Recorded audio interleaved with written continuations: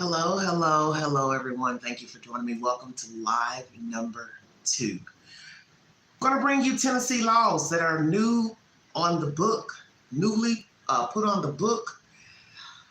Some people may not like these laws. We're going to talk about stripping licenses away from children who make bodily threats against others, schoolhouses, school buildings. Their licenses will be stripped from them. Fake calls of bomb threats, mass destruction to buildings, people. Okay? Parents will now have to pay for their children's crimes. I brought you that information about a week or two ago. We're going to talk about that. $1,000 after the first offense. So let's say your child is on offense number 2. You, mom, dad, guardian, you have to pay $1,000 for each crime that your child commits. And if you have a certain income that the judge will deem fit to allow you some leniency, that also will be a factor, okay? Now, what else do I have on the chopping block? I've got like 4 topics. So we've got threats made by students, licenses taken away from them, parents paying for their children's crimes, the identity bill. Let's say your child is a girl, but she goes to school and tells the school teachers and staff she's a boy. If they learn that she's a girl by birth, her birth record says she's a female, then they have the right to school to call the parent to tell them that the child is identifying as a boy and not a girl, vice versa. And I have another one on the chopping block as well. I've got to try to remember because I've got like 4 in the title pertaining to this live stream. Let's get started with the driver license situation. Thank you for joining me. If you'd like to donate to this great network, $ Big Angie 129 Cash App. Stickers and chats are always welcome to the live stream. Hello, Diana. Thank you for joining me, sweetheart. A new Tennessee law will strip driving privileges from students who threaten mass violence in schools. The law states that if a juvenile makes a threat to commit mass violence on school property or at a school-related activity, the child's driving privileges will be suspended. If they do not already have a driver's license, they cannot get one for 1 year, and that law does take effect on July 1. Those threats are a growing trend on the radar of law enforcement officers, prosecutors, as well as educators. They all say they're seeing more children make those fake threats against East Tennessee schools. Anchor Ryan Katene reports tonight it's not something any of them take lightly. Hey, how you doing? Some things never change. Good, are you? You never have a bad day as an SRO. Blount County School Resource Officer Lieutenant Joe Seaton loves his job. He has for 20 years, and he always will. What did he say? Hold on. What did he say? Hold on. Wait a minute. Don't take lightly. Hey, how you doing? Some things never change. Good, are you? You never have a bad day as an SRO. Well, you might want to speak for yourself, sir. Everybody may not feel that way. That works in law enforcement, whether at the school or out here in this vast land we live in. So I think you might want to speak for yourself. I'm not trying to be mean, but he says never have a bad day. You mean a dull day? Because there might be somebody who's doing that type of work you're doing, and they have a lot of bad days working at the schoolhouse and just being law enforcement in general. I'm just saying. Blount County School Resource Officer Lieutenant Joe Seaton loves his job. He has for 20 years, and he always will. It gives us the opportunity to be a positive role model for kids, and I love that. It's great. It's the best job in the world. His passion for what he does has never changed, but the job itself certainly has. And we see a lot of wrong threats. We see a lot of the shoot up the school type threats and things like that. And those are taken extremely serious. We don't wait, we don't hesitate. In today's world, social media makes it easier than ever to make threats of mass violence. That includes students making threats against East Tennessee schools, day or night. Typically, it's a student kind of lashing out saying that something's going to happen or something's going to go down at the school, or they'll take a photograph of themselves with a firearm saying that people are going to pay for mistreating them. Blount County District Attorney General Ryan Desmond says once the threat is made, the response is serious and swift. The first step is determining if the threat is credible. Immediately, law enforcement is going to respond to that person's residence. You're going to pull social media records. You're going to probably do a search warrant on the child's phone to get all the information off the child's device. The child, if it's shown, did actually send the communication, is probably going to go into custody pretty quickly. It's something that we deal with frequently enough that it takes up quite a bit of our time, and it creates a lot of traumatic response from our students and our teachers. It's trauma Greg Deal, the Assistant Director of Schools in Anderson County, has seen and felt firsthand. This is what a teacher told him in the aftermath of a false active shooter threat. She said, the only thing I was worried about is whether the sweatshirt I had on was going to be thick enough to protect my kids that were huddled behind me from a bullet. Bullets and bombs. These threats disrupt learning for hours and sometimes days. But when we see those threats, law enforcement, we can't afford to not take those as seriously as possible. We're very fortunate that we actually have two Tennessee Office of Homeland Security agents who are embedded within our violent crimes unit, and their primary role is they've got office space that work out of here, and their primary role is to assist in those investigations into school threats. And while Lieutenant Seaton will be the first to tell you he has the best job in the world, he says school safety isn't confined to the walls of a school. We don't overlook it. We're never going to brush it off. We're always going to investigate it to the end. A threat of mass violence is a misdemeanor, and juveniles can be held in custody for up to 30 days. Everyone that Raya spoke to for her story has the same message to any parent. Keep an eye on what your kids are doing online. All right, everybody. That's the officer, lieutenant. He's a lieutenant working Blount County schools. Don't know if it's middle school, high school, grammar. New law. Driving privileges disbanded for a year. It's a misdemeanor. Should it be a misdemeanor? How about that? I'll put that on the poll after this live stream, or during the live after. Because see, a lot of children get away with things because they're minors. We have a lot of states that will charge a child for heinous crimes such as murder, attempted murder. They will charge them as an adult. They may put them in a juvenile facility because naturally they're juvenile, but they may leave a juvenile facility at the age of 18 or 21 and then go over to a grown woman's prison, depending on the crime, especially murder. So it's up to the judge to decide the fate of your child, what your child is getting into. So making threats, it's not a funny thing because this law is stipulating fake crimes. So we already know that if it's a major crime, hey, I'm going to go shoot up the school, they go shoot up the school, he ain't going to have to worry about no driving privileges, he or she, okay? Because 9 times out of 10, they're going to be caught if they don't unalive themselves. If caught, they're going to be in a facility and then probably go over to a big boy, big girl facility once they reach the right age of 18, 21. It will probably depend on the judge's decision. That's one of the laws here in Tennessee currently on the books. Your child has committed a crime. I brought this information to you all a few weeks ago about an incident over in Blount County, same area where this lieutenant, I guess it was the lieutenant sergeant was working for the school's security. He's off, I guess, with the sheriff's department. Blount County door to Knoxville. Sits outside, South Knoxville. Some kids allegedly vandalized 2 properties. They were under construction. They were, putting in carpeting, painting, those type of things to get the apartments ready for rental. And they were vandalized, and vandalized terribly. Threw paint all over the carpet.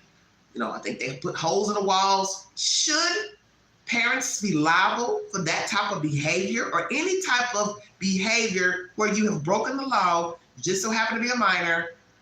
Should parents pay for the crimes? And I thought about this before I had even heard about this law. because I had mentioned it during a live stream. I just didn't do a direct video by itself about children committing crimes and should their parents be liable. And then poof, voila, this comes up. It's now law. Your child commits an offense which requires an arrest, you can be liable. Now, some of you may say, well, why should I have to pay because of what my child did? I didn't tell him or her to go out there and break somebody's car window or steal a car or steal out of a store, whatever the crime is. Well, the law here, we're getting some real interesting laws on the books. The law here, Mr. Bill Lee, our great governor, has decided to say, well, I don't really care what you told your kids to do and not to do. And if you're teaching your children the right thing to do, not to do, you're going to have to pay the piper. $1,000 per crime after the first offense. WREG News is the source. The other source pertaining to driving privileges being stripped, that's WBIR Channel 10 News. This source, Channel 3 News, WREG. Thank you for joining me, everybody. Welcome to the Vault XL. I can't even decide if I will renew my license. I'm in, where are you at? Northeast Tennessee too. Oh, okay. Thank you for joining me. Asked by lawmakers in Nashville, this one will allow parents to be held accountable for their children's actions. Memphis area Senator Brent Taylor was one of those sponsors. Judges will be allowed to fine parents up to $1,000 or give them community service if their kids break the law more than once. One lawmaker reminded others of how News Channel 3 begins our 10 o'clock newscast every night. Over in West Tennessee, where I live, we watch Channel 3 News. And at 10 o'clock every night, the newscast come on and say, it's 10 o'clock where your children are. That's when parents are involved with their children. They know where they are. I appreciate the efforts you're putting forth here. Whenever I did something as a child that would have got my dad in trouble, I promise you, he would have taken greater interest in it. We're just wanting parents to be parents once again, to be in charge of their children. Shelby County Sheriff Floyd Bonner says juvenile court is at near capacity right now with 118 children being held and said today that's evidence parents must get involved. 118 children sent to the juvenile center down in Memphis, Tennessee, Shelby County.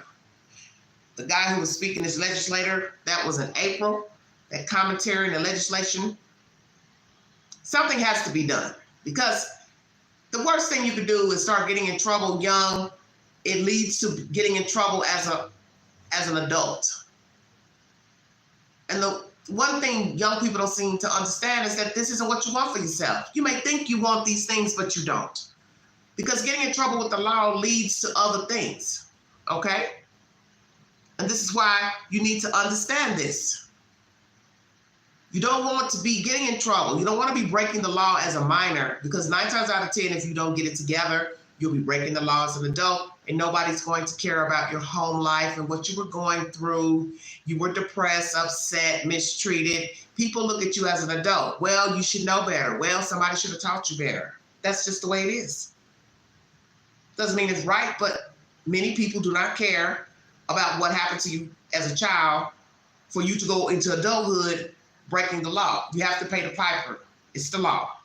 And we have a lot of different type of laws in different jurisdictions. As you see, this live stream is about new Tennessee laws that are on the books. And I'm bringing you at least 4 of them during this live stream because I do live here in East Tennessee. Thank you for joining me.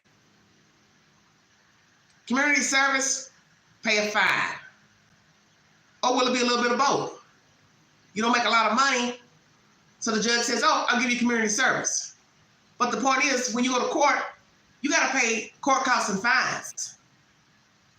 So how's that going to work? They're not going to have no fines because of their income.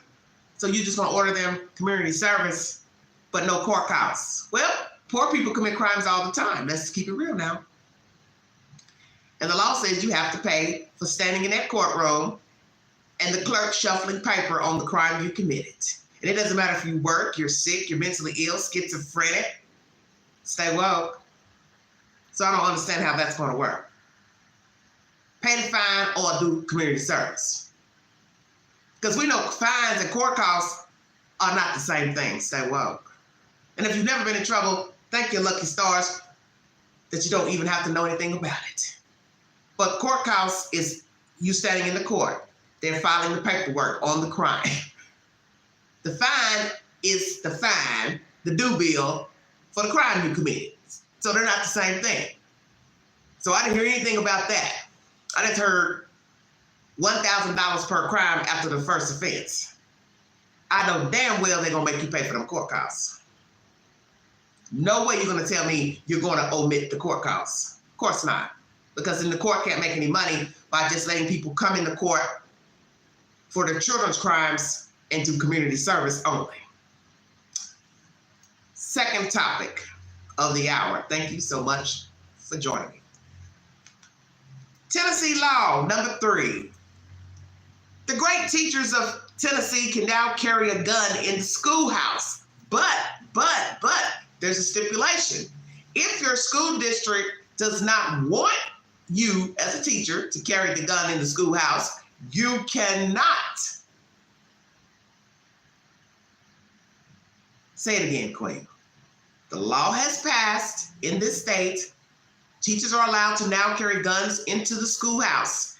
But if your jurisdiction, your school district does not want you to come in the school with a gun, you cannot. NBC News is the source, everybody. Thank you for joining me. Topic number 3. Welcome to Tennessee. Have mercy.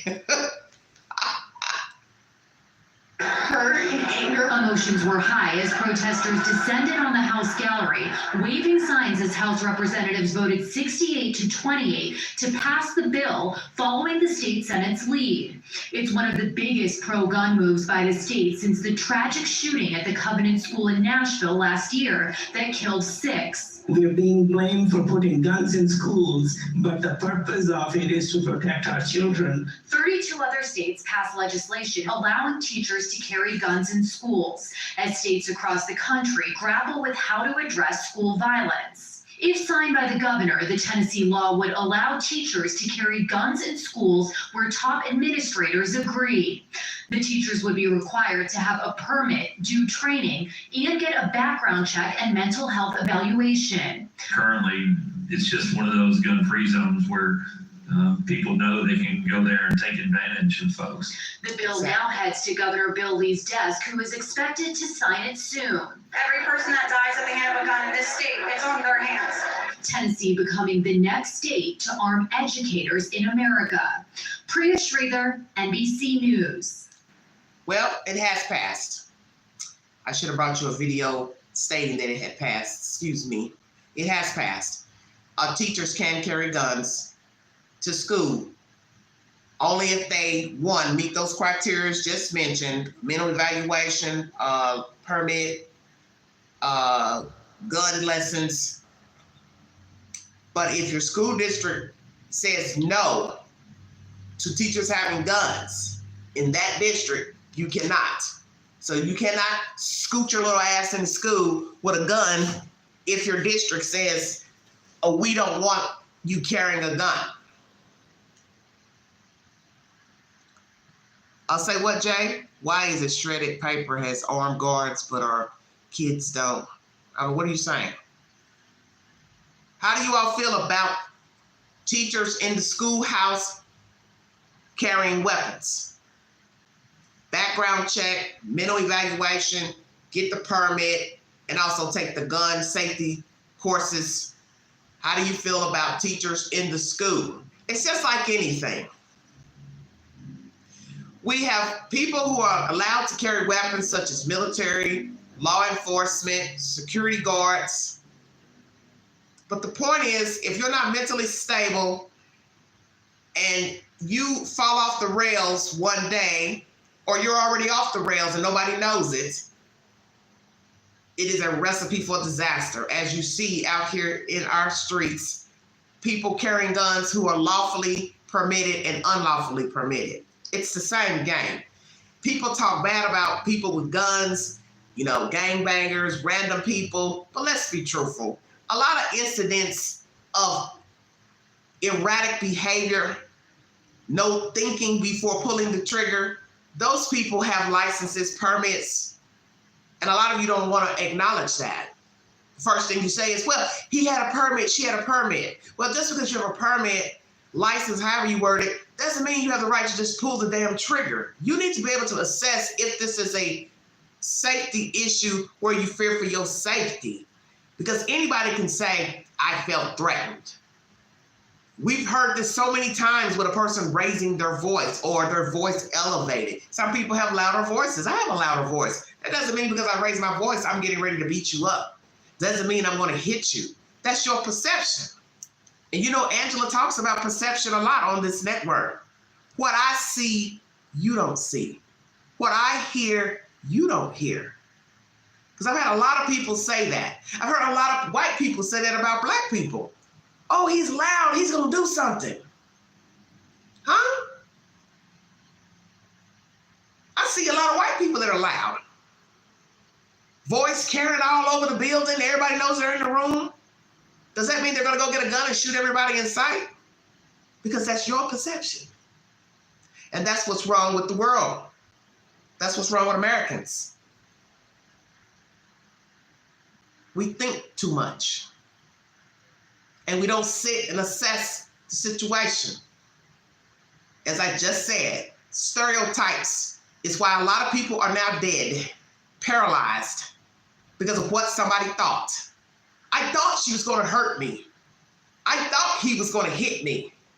So you're not even getting ready to see what is going to happen before pulling out a gun. There are a lot of people who have been allowed to carry a gun by paperwork, but they have no business with a gun. You have a lot of nasty people out here with bad attitudes. They're erratic in their thinking and their behavior. They pop off, they get angry easily.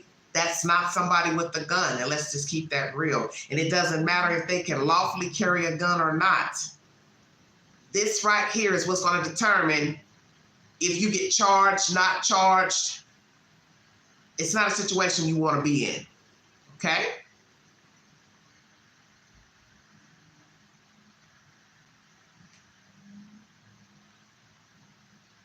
All right, you all, calm down in the chat, please. Come on, you guys, seriously. Mental evaluation, what does that mean? You know how many people have taken a mental evaluation for a job, the military, law enforcement, and you see how that's turned out. Oh, do a background check, means nothing. Mental evaluation, nothing. Get the permit, nothing. Take the safety lessons, nothing, nothing, nothing. Those things don't mean nothing. Because as I just said, people who are licensed to carry are just as off up here as the person who doesn't have a permit. You're judging the person out there who's carrying a gun unlawfully, and they so happen to use it. Oh, you shouldn't have done that. It's against the law. But you don't judge this person over here who's not mentally stable, don't have a criminal record, and don't have no damn business carrying a damn gun. Should teachers be allowed to carry guns in the schoolhouse?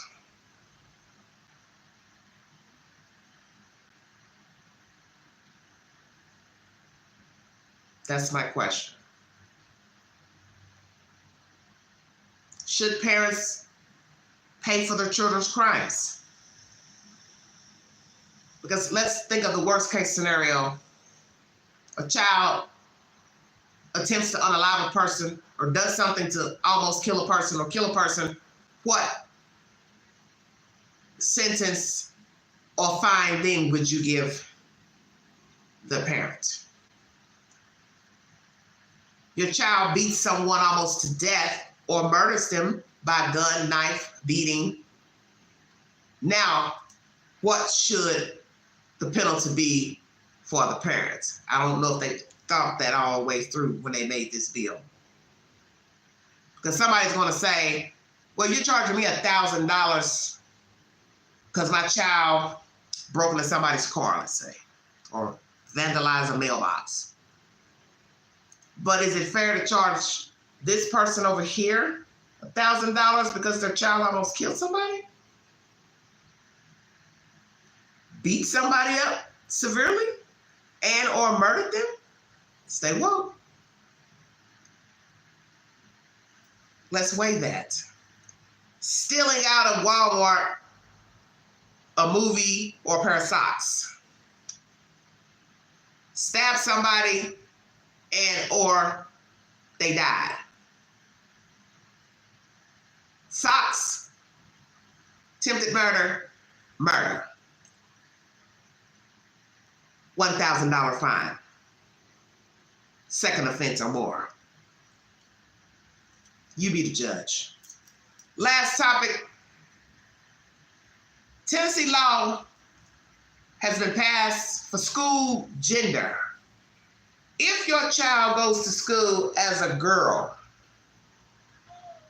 it's on her paperwork, she's biologically a female, but she tells the teacher to call her John.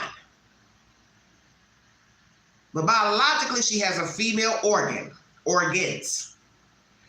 If the school finds out she is indeed a girl, but wants you to call her a boy name or an identifying male name, they have the right to go tell you she's in school representing herself as a boy, a male. Is that right? Weigh it out. WKRN News 2 is the source. Thank you for joining me. Topic number 4, everybody. Thank you for joining me. This is live number 2 today. Speaks to a Wilson County parent who says this legislation is dangerous. Every week I come here on the floor and there's some bill bullying gay kids in our schools. That's the sentiment for those in opposition of a bill that would make it mandatory for school employees to report a student's change in gender identity to their parents. I feel like the parents they have the right to know what's happening in the school with their children. And I also think that possibly they could get that child some therapy that could help them solve their problems. Representative Mary Littleton is. Now, I want her to think about what she just said. She says a parent needs to know what their child is doing in school. I totally agree. Maybe they can get their child some therapy. Okay, but guess what? Guess what, ma'am? You just passed a bill last year that says no medical care, therapy care for transgender children. Uh-oh. And I'm going to bring you that bill too. Although it's not in my title, but I'm going to bring it during this live stream because everything's relevant to this transgender topic. This is why you have to think before passing a bill. Hey, Susie came to school, but she said she's Johnny. I gotta go call your mom and dad and tell them. Maybe they can get you some help. Oh, that's right. We passed a bill saying we won't help with transgender mental care therapy. Are you hearing that? Tennessee. The sponsor of the bill, the Senate version, recently passed both in the Senate and now the House. Have you talked to a family in your district with gay children? No.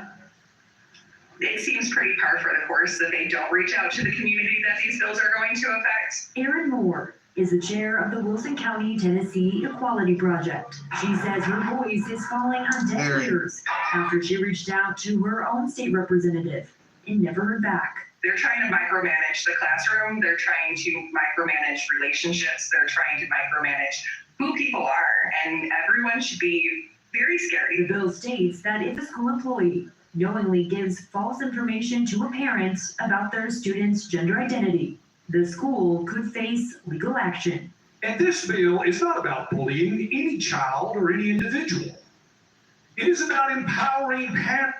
This is Representative Hickson, Representative says Representative Greg Martin, he's a Republican, or does it say Hickson? Hold on a minute. Yes. Hickson To County, know sorry. what is going on in the life of their children that God gave them. In Nashville, Kendall Ashman, News 2. Let's talk about that for just a second, because we can go up and down on the arguments about the bill itself. Well, Lennox, you're not understanding the bill. The bill is about what your child says in the schoolhouse. Let me make this clear before everybody gets uptight.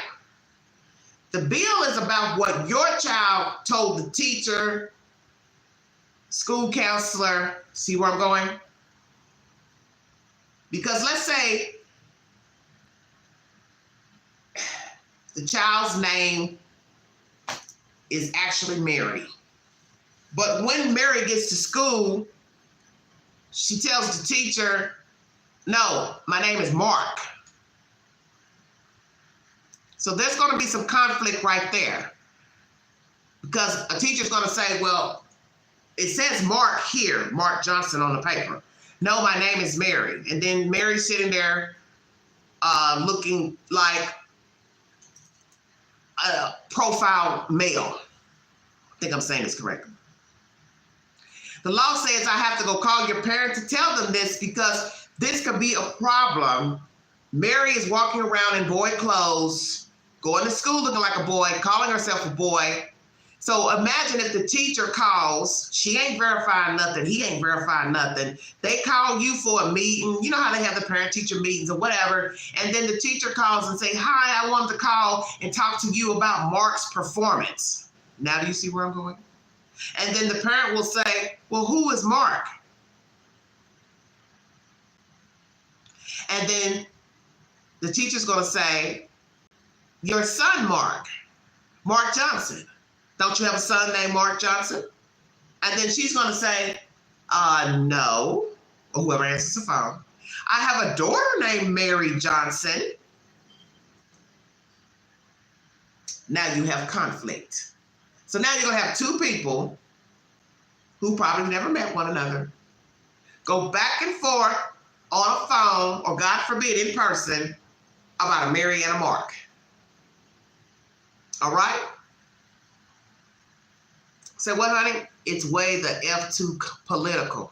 So I understand the legislator saying we need to tell these people what their children are identifying as, because this could be a problem down the road if I'm sitting here thinking I've got a female or a male in the class, because that's how they're representing themselves. They're telling me to call them Mark, but really Mark is a female. See where I'm going? Just saying. Stranger things have happened. It could be a problem.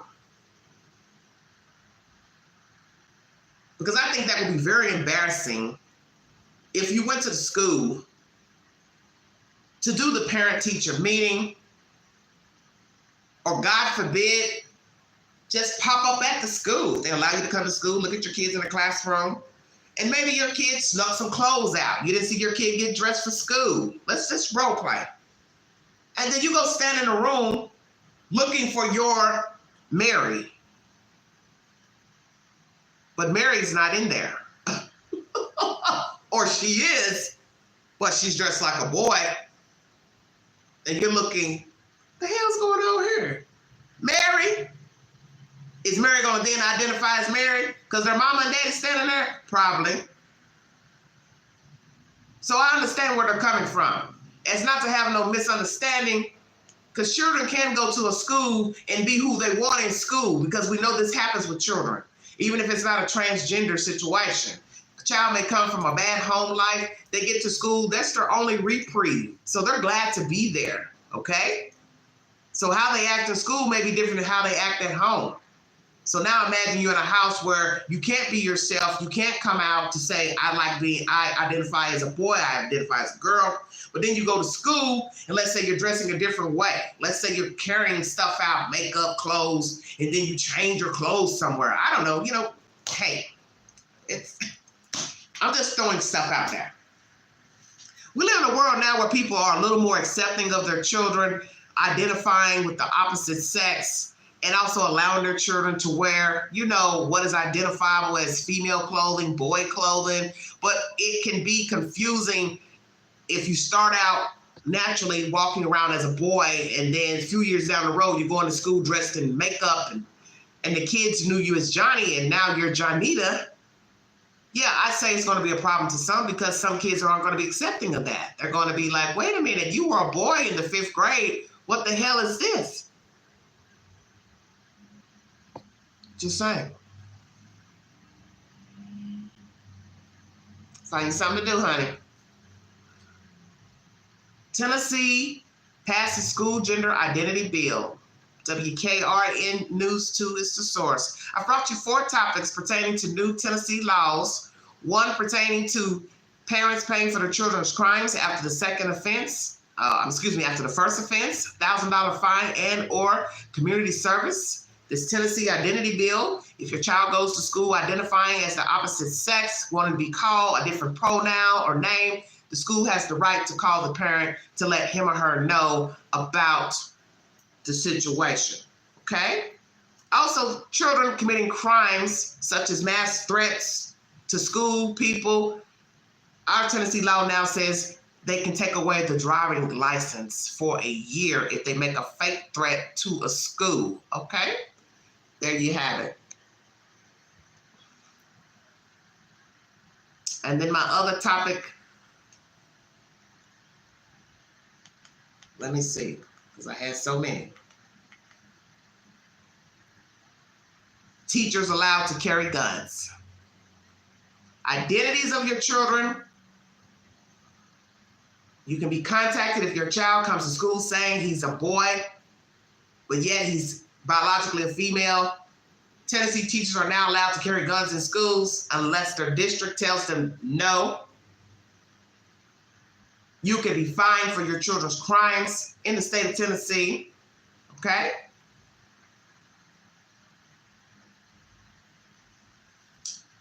Those are my topics.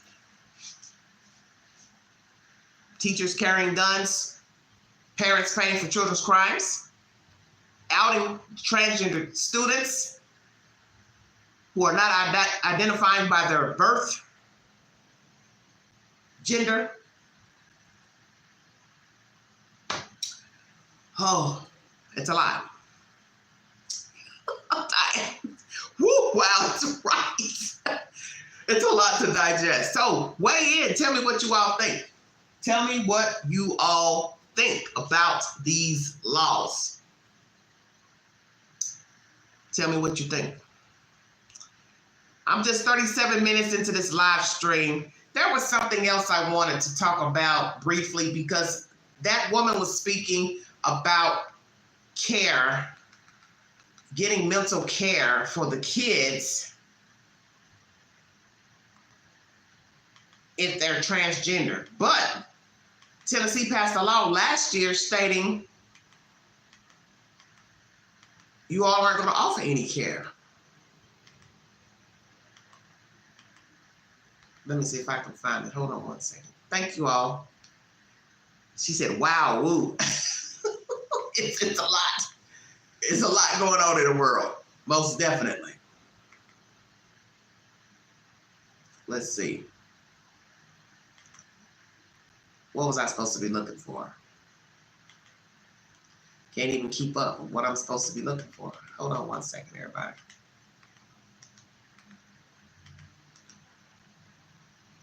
License, House of Representatives. Let's see.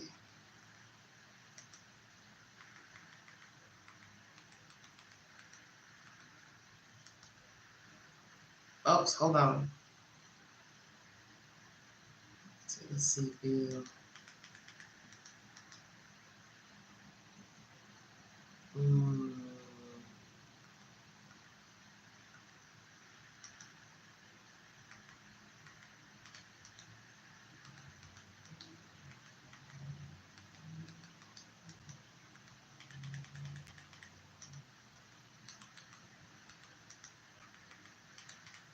Is that too much going on?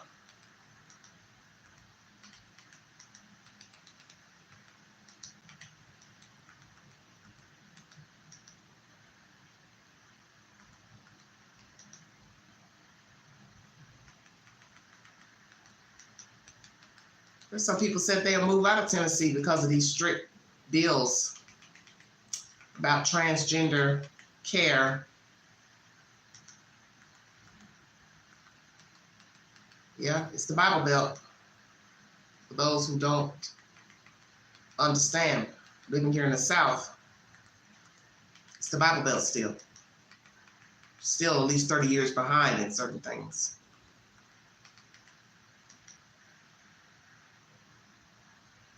So what, honey? She teaches 6th grade. Oh, you can't imagine her carrying a gun?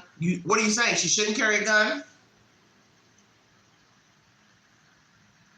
Oh my God, here's another bill they passed. What in the world?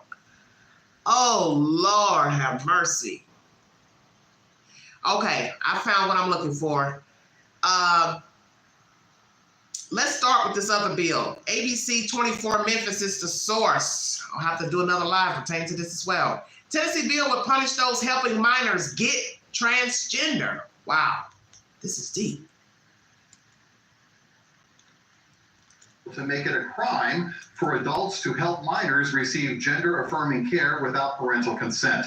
The bill could apply to any adult who even counsels an adolescent about where to find care, as well as to help them travel to a less restrictive state.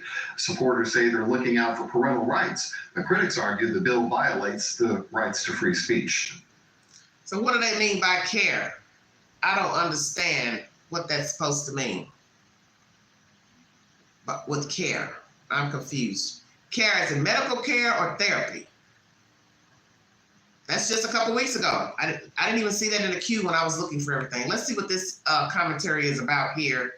This is probably from a year ago. LGBTQ plus leaders in Tennessee react to bills targeting trans communities. This is pertaining to transgender care. Let's go into the belly of the beast, everybody. Thank you for joining me. In Tennessee are outraged by the state legislature. Now, the two bills targeting the community are on its way to Governor Bill. Oh, okay. The first is the anti-drag show bill, and the second is the gender-affirming health care bill. ABC 24's Brittany Moncrief is live in Midtown, where community members held a rally earlier today. Brittany, now I know it was raining outside, but it seemed like a lot of people showed up. That's right, Pepper. You know, the rain did not stop the crowd here that was here just a little while ago. And the message that they wanted to send is when they attack, we stand up and fight back. You heard that screaming throughout this area here in Midtown. And so they are really wanting to fight back against these two bills that are making its way to Governor Lee's desk. We should have rights, but it's going past us fighting for our rights. It's us fighting for our own day-to-day experiences. The day-to-day of just being yourself. Jasmine Tasaki runs We Care Tennessee, a nonprofit advocating for transgender and LGBTQ plus individuals. People who are transgender, we live in fear all the time, especially somewhere like Memphis. And Jasmine says that fear has only increased as Tennessee legislators have passed two bills targeting the LGBTQ plus community. The first is the anti-drag bill, banning drag shows that are considered sexually explicit from public spaces and places where minors are present. A person can literally be walking down the street, and if they are deemed to be in drag and are being flamboyant, they can be arrested, right? Just for being themselves. The second bill would ban some gender-affirming healthcare for minors, such as hormone therapy and puberty blockers, which for some is a step backwards. For the anti-drag bill, a first offense will be a misdemeanor crime, and if violated, people could be sentenced between 1 and 6 years in prison. If the gender-affirming healthcare bill becomes law, the bill would officially take effect. Okay, let me go back on that again. Hold on a minute. Can literally be walking down the street, and if they are deemed to be in drag and are being flamboyant, they can be arrested, right? Just for being themselves. No, it says no drag shows that are explicit. So if you want to be explicit, then you need to go behind closed doors. That's for anybody, whether you're in drag or not. Come on now, let's keep it real. Don't change the words. The bill says they do not want drag shows where children are and the behavior being explicit. Did not say you having makeup on, because that's your right if you want to wear makeup. It said no drag shows with explicit behavior where children are present. That's what it says. Didn't say you can't be a man dressed like a woman. Bill would ban some gender-affirming healthcare for minors, such as hormone therapy and puberty blockers, which for some is a step backwards. For the anti-drag bill, a first offense will be a misdemeanor crime, and if violated, people could be sentenced between 1 and 6 years in prison. If the gender-affirming healthcare bill becomes law, the bill would officially take effect this summer and give existing patients until March 31st of 2024 to stop treatment. Folks in our communities, especially younger generations, are now feeling like they can be authentic of who they are. When folks are authentic, they have the ability to have bodily autonomy. Phil Kabuchi helps run Inclusion Tennessee. Since 2015. First of 2024 to stop treatment. Folks in our communities, especially younger generations, are now feeling like they can be authentic of who they are. When folks are authentic, they have the ability to have bodily autonomy. Phil Kabuchi helps run Inclusion Tennessee. You cannot have the free will to do what you want to your body, sir, if you are a minor. That's what the bill is for. Children. They don't care about what you do as an adult. From my understanding, do I need to go back and re-listen? I thought this is about children. Such as hormone therapy and puberty blockers. Let me hear that again. Places where minors are present. A person can literally be walking down the street, and if they are deemed to be in drag and are being flamboyant, they can be arrested, right? Just for being themselves. The second bill would ban some gender-affirming healthcare for minors, such as hormone. So, minors is what it said. See, this is what I hate when people who identify as homosexual, bisexual, whatever, want to reword what is in the do bill. It says for minors, no enhancements to change what is innately in them. What they're saying is when you become grown, you can do as you see fit. Take what you want. That's what they're saying. You don't have to like it. It doesn't have to be right in your mind, but it's pertaining to children. That's why it's also saying if we find out that you have been helping a child that's a boy, let's say, take hormone treatment to have feminine, attributes, hell yeah, we're gonna handle business. That's what it's saying. So it don't matter if you're the mama, the daddy, or you're a friend, or uncle, or auntie. The law says no. The point is you don't have to like it. This is for minors. This isn't for children. So this guy who's going to come on and speak and say, well, the people are just now starting to feel comfortable with their bodies, but they're talking about children. So they're saying a boy don't need to be taking no female hormone and a female don't need to be taking no male hormone as a child. You don't have to like it. Because the point is, this is why they don't want children having surgeries. Because you can change your mind a year from now too. I've heard people say it who are grown. I wish I didn't have the surgery done, because you don't have any guarantee how your body is going to react to the reassignment surgery. That's a whole nother subject, okay? A guy want to look like a woman. You can't look like a woman down there and nowhere else. Hell, you might have some features in favor. You look feminine. You taking hormone, that's your business. You grown. But you go get that reassignment surgery, you do not know what's going to happen down there once they slice and dice. So let's keep it real. I've watched a lot of documentaries and I've heard the horror stories. This is why they don't want you messing with children. Hormone treatments or the fucking surgeries, because you can change your mind. She feels masculine at 13, 12. She wants to try to get reassignment surgery. She has no idea what that's going to do to her body, her mind. Then what happens when you get it done? You don't like the results. Then what? Can't go back. And then you got to now live with this. God forbid you have pain down there, complications, infections. I brought you that information about 2 years ago. The young girl doing the change, the boy going to try to be a female, all this nonsense. It was not like what he thought. And he was miserable. And he couldn't go back.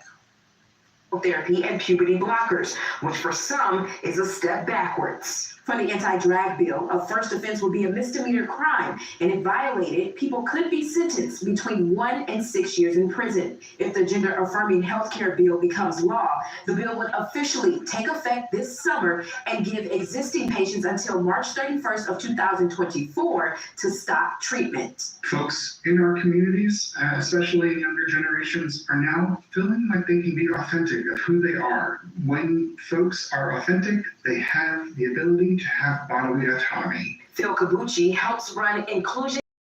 Since 2015, we have actually had the most anti-LGBTQ bills in the entire United States that have passed. We are a state that continually says to a minority population in this state that you are not welcome, that you are not wanted. That feeling of rejection is what many in the LGBTQ community have been fighting against for centuries. We didn't disappear after Stonewall in 1969. We've been here. We continue to live authentically in our truth. We've supported so many movements for so many different communities. It's time for people to stand up for us and support us in those same ways.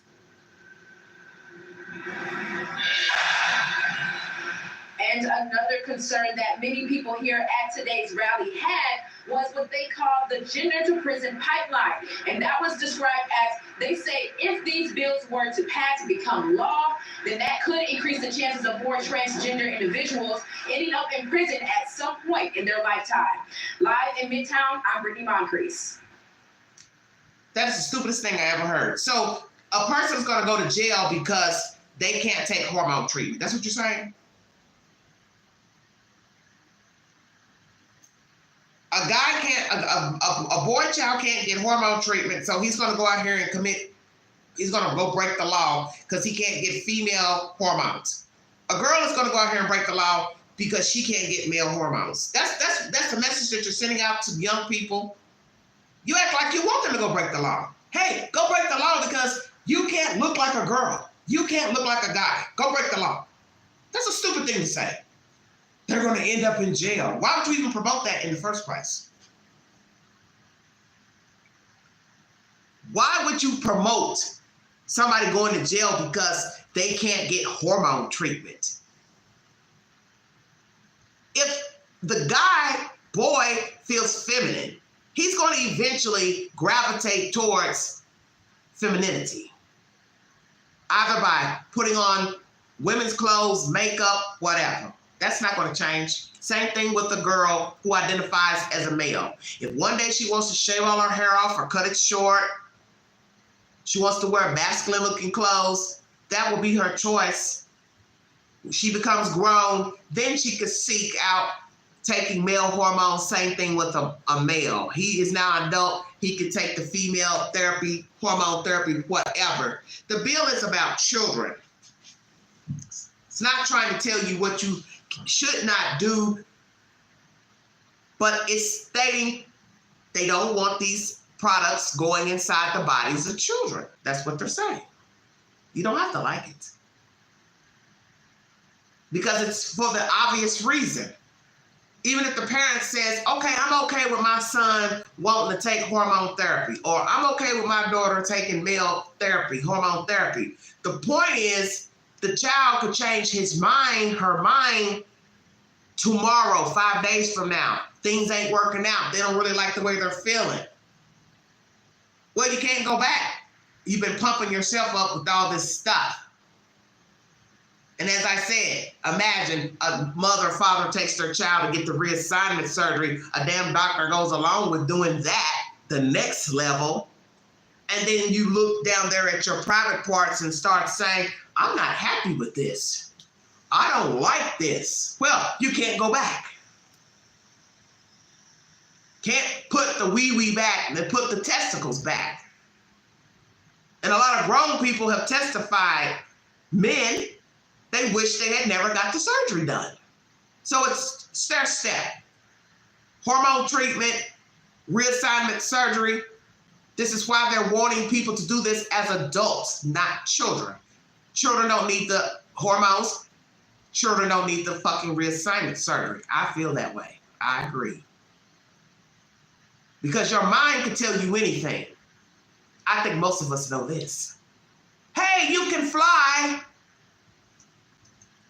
You are a unicorn. Go jump off the building. Go jump off the building. You can fly.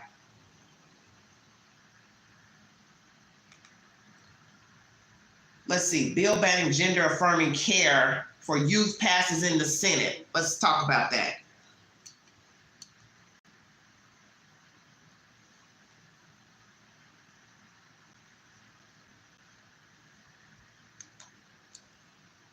Gender children here in Tennessee appear likely to lose their access to gender-affirming care. The state Senate passed a proposed ban today. It's still going through the House.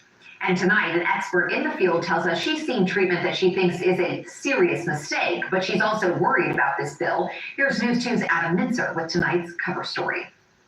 Tonight, a transgender psychologist agreeing with a top Tennessee Republican. Let's refrain from rushing to surgical and medicinal therapies that result in things that cannot be undone. Clinical psychologist Dr. Erica Anderson has worked with hundreds of trans kids and says some providers are too quick to give medication to minors with gender dysmorphia. TikTok videos where people say things like, if a child says they're trans, just give them the hormones.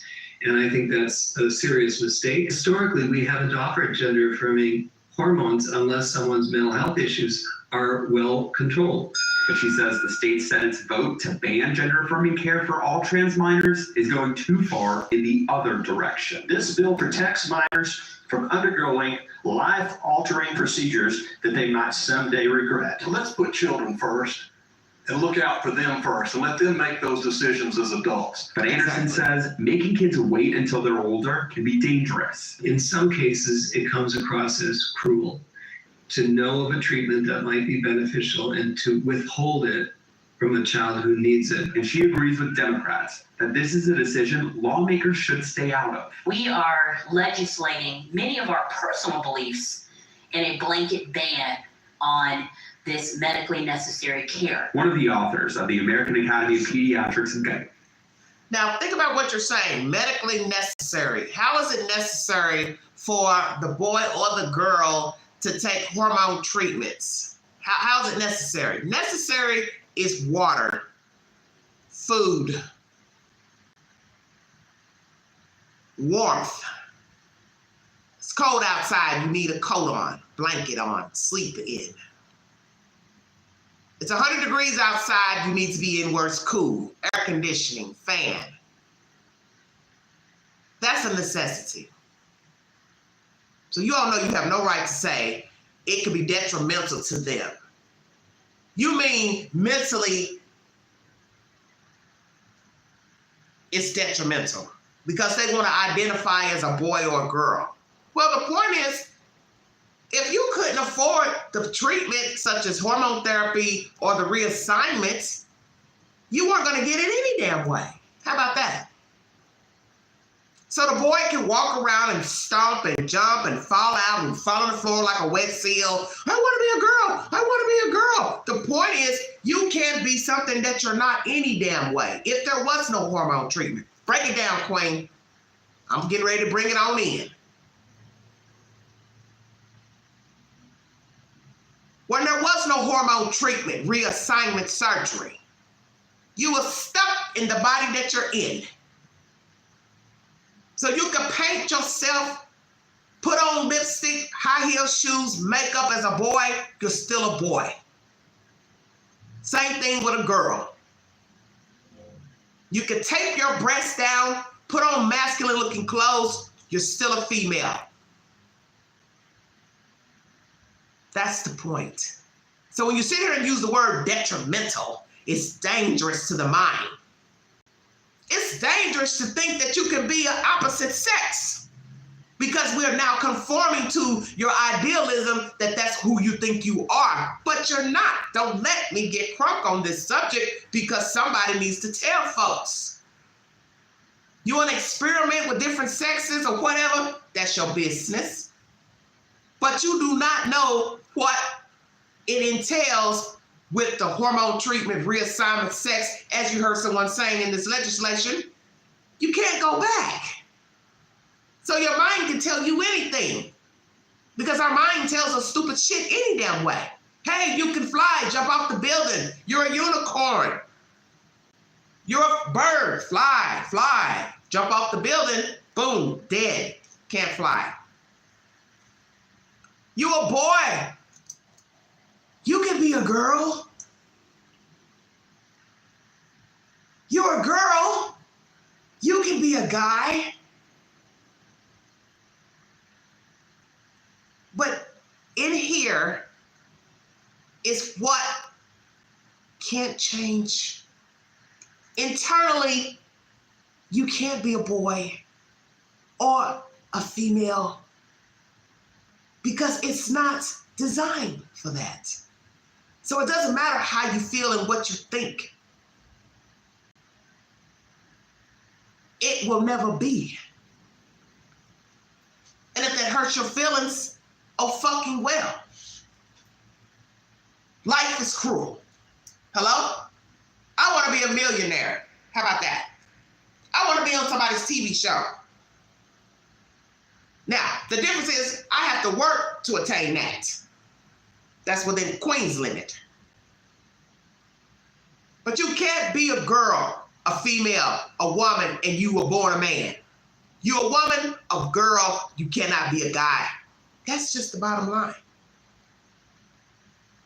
Tennessee is just saying, we're not promoting giving children hormone treatment and reassignment surgeries.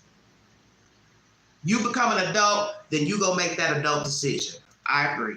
Guidance on gender-affirming care says there's a misconception about what trans care looks like for kids. So the idea that gender-affirmative care is like blindly following whatever the child wants. And that by no means is what we recommend. It says while this issue has come to an up or down vote, it's more complicated than that. A lot of the nuance that we bring to each individual family is being clouded in black and white.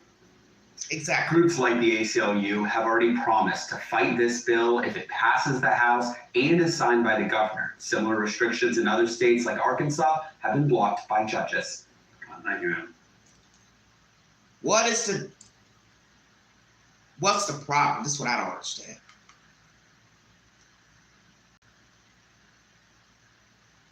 So it headed to the House.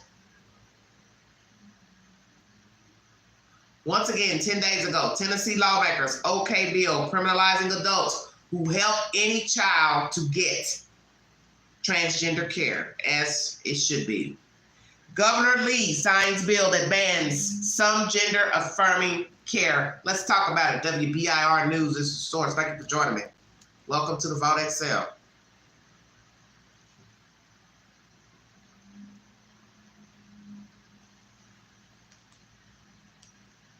Tennessee Governor Bill Lee today signed 2 bills into law. One places restrictions on drag shows and the other bans gender-affirming medical procedures, including surgery and prescribed medications.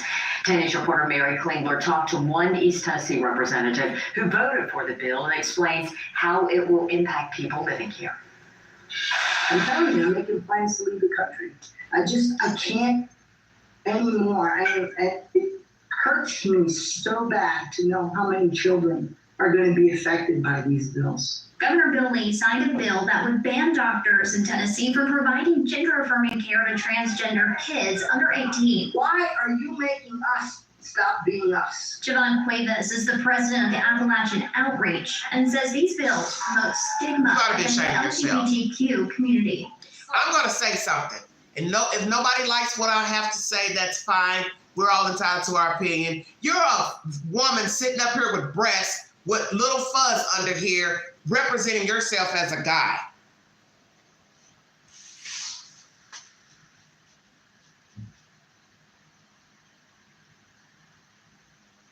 Who's stopping you from being you? This is about kids, not adults.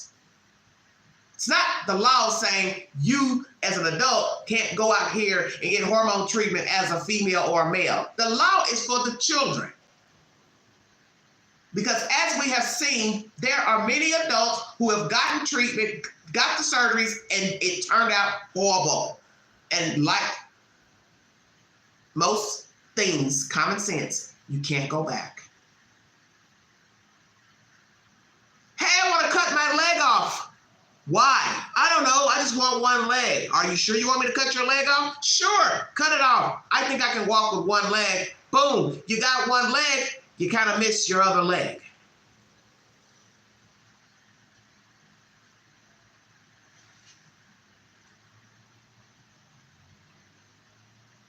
This lady ought to be ashamed of herself. Oh, excuse me. He got to use the right pronoun. And you don't go through this hell for a fad, okay? To be bullied in school, to have your government officials bully you, put targets on your back. Under the bill, kids already being prescribed hormones or blockers would have 6 months to get off of them. Taking the voice away from the child, taking the voice away from the doctor, taking the voice away from the psychiatrist. The doctor doesn't have a fucking voice. The doctor does not have a fucking voice. You go to school to be a medical doctor and or become a surgeon. There's not a bylaw that says you have to do this type of surgery as a surgeon. It's your choice if you want to do reassignment surgery. Stop this bullshit, lady. Now just stop it.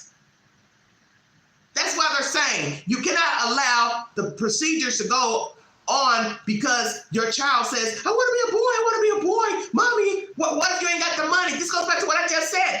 Let's just say the Tennessee law said you could do it. You still got to have the fucking money. This fucking woman here, this want to be a guy bullshit, you sound stupid. You just sound stupid.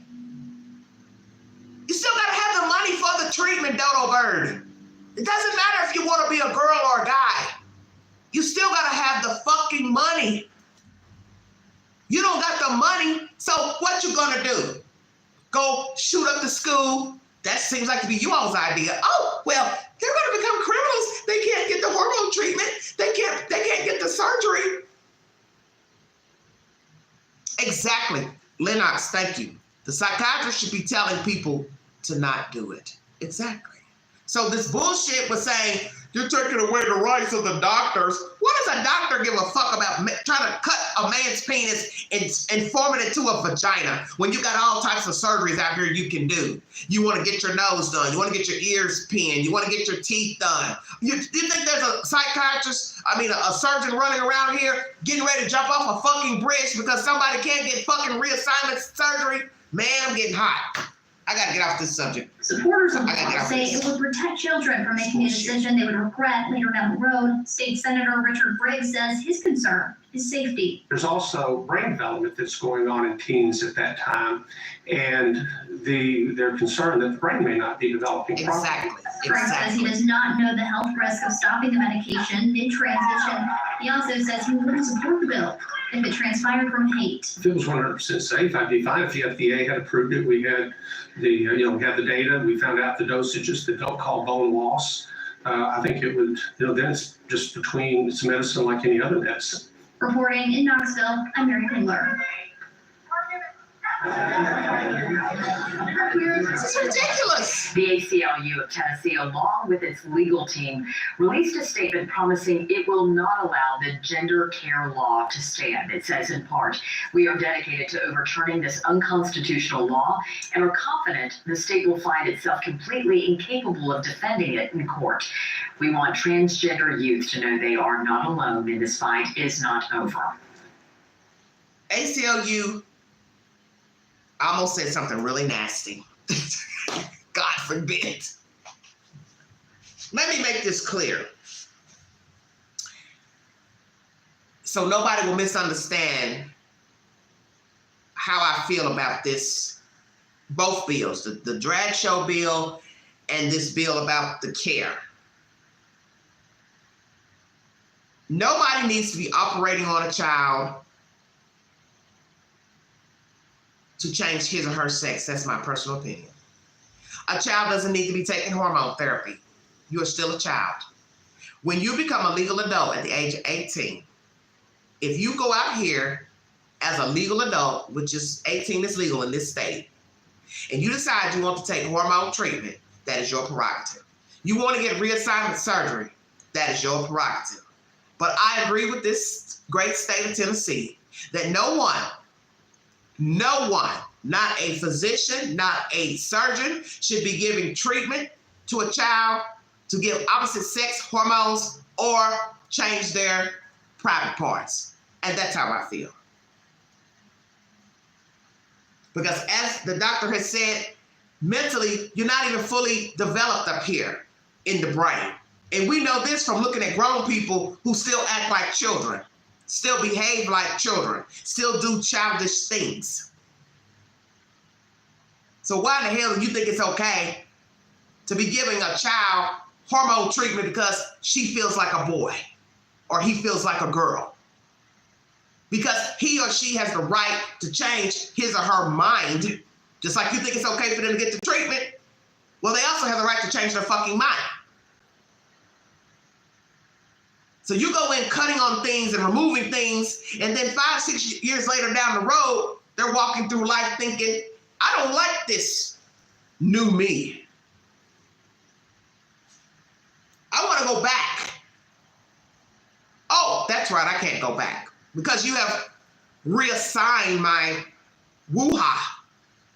And I allowed you to, my parent allowed you to. Secondly, you can't afford it.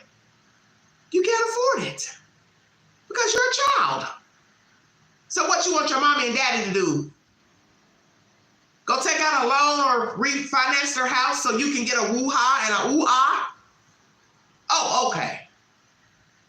Well, he's upset because he wants to be a girl. I'm going to go refinance my house. I'm going to go rob a bank. What happened to you? You robbed the bank because of what? Your son wants to be a girl? Oh, okay. Hell no, I ain't sending you no fucking commissary money. Hell no, I ain't getting you a fucking lawyer. Are you hearing this? This is ignorant.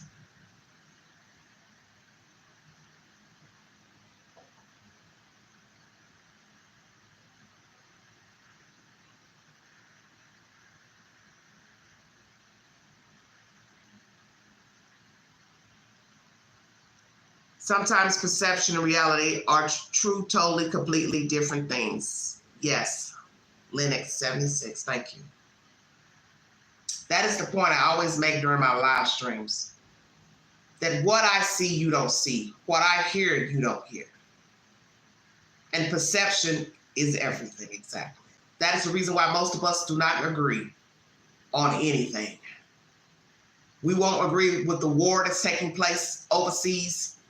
We won't agree that it's okay to carry your ass down to Mexico and get held hostage and shot in the damn head. We won't agree on races. We won't agree on letting Mexican people come over here to this country illegally and live here. We won't agree on being an independent, a Democrat, or a Republican, who should be president, who shouldn't be, because we're entitled to our perception. But there are just certain things a child has no business doing.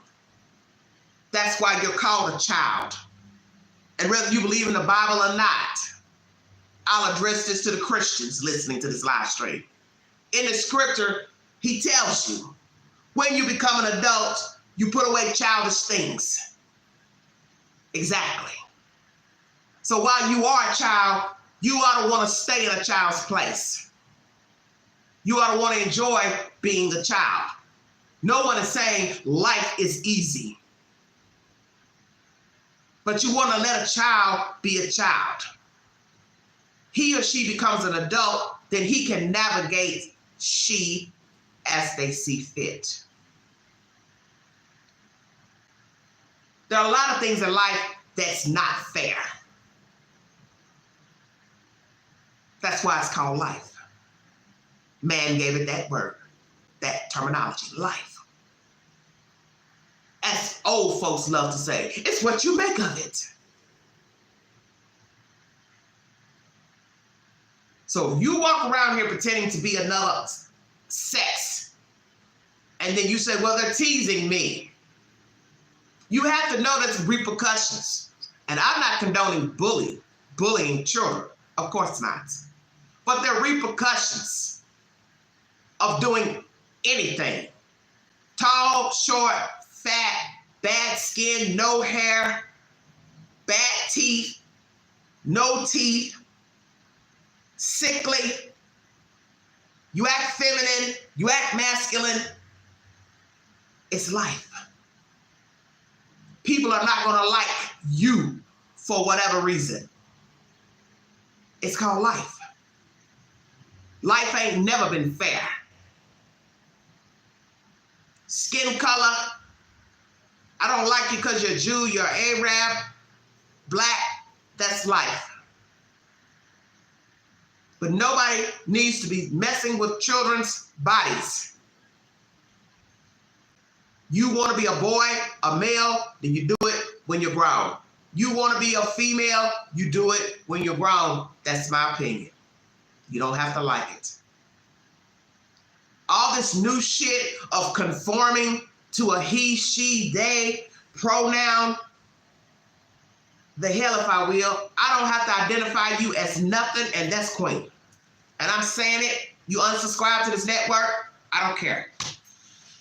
I'll stand my fucking ground. Because that's what's wrong with the world. Everybody's focusing on shit that they shouldn't even be concerned with. This is the reason why children need to be enjoying being a child. You're a boy, you feel feminine, you feel feminine. But why not focus on living? That's the point. Why not focus on living? Why not focus on being a child? This is where a parent comes in. Well, Johnny, I know you don't like being a boy, but you have so much living to do. Let's focus on that.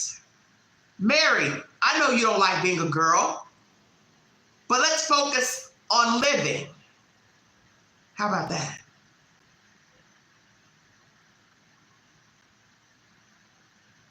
Worrying about pronouns and call me this, I don't have to call you anything. How about that? You think I'm gonna let a child come up to me and tell me, hey, call me a girl and he's a boy? How about I don't address him at all? Same thing with an adult. I feel the same way. I don't want to call you a female and you a male. Who says I have to? I don't gotta. So I can cry if I want to. It's my party and I'll cry if I want to. Get mad. As they say, life ain't fair. But that's the point.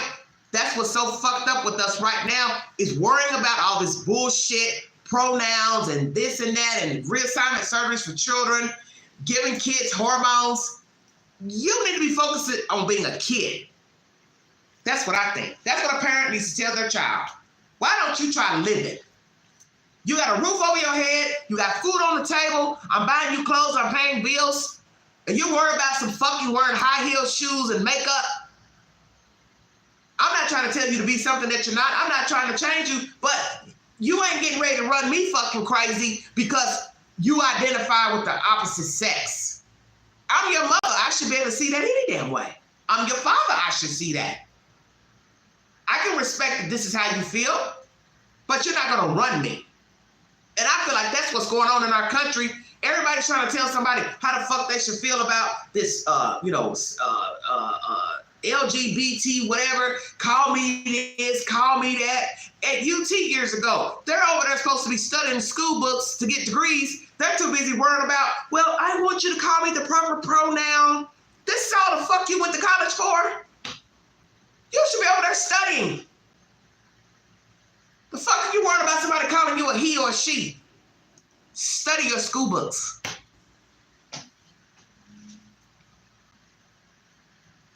Study your school books.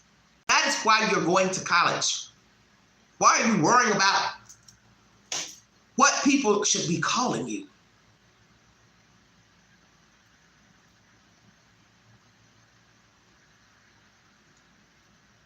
We are going backwards. And a lot of people don't like people telling them, you know, what they should be addressing you as. You know, you think about this for a second.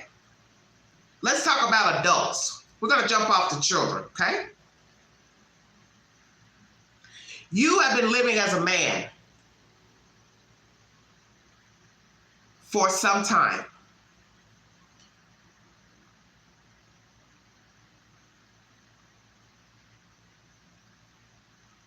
And you feel like you've been living a lie. So one day you decide to change your name or go by a different name, whether you do it legal or not. You decide to start wearing women's clothes, such as Miss Jenner. This motherfucker waits till she's almost dead to decide she wants to start dressing like a woman, treatment, whatever she's doing. Don't know if she likes men or not or whatever. I don't know, don't really give a fuck.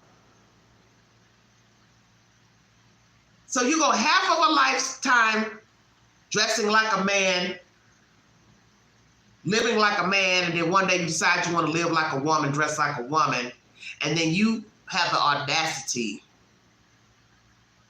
to tell your parents, your friends, you want to live as a woman. And that you want people to call you a woman.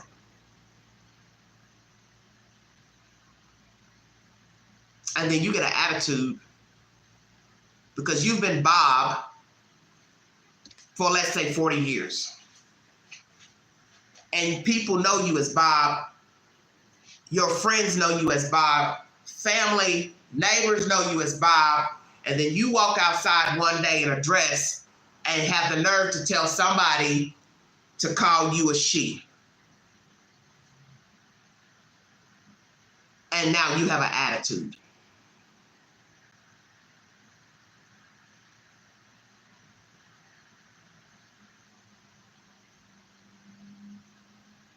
How the fuck is that right?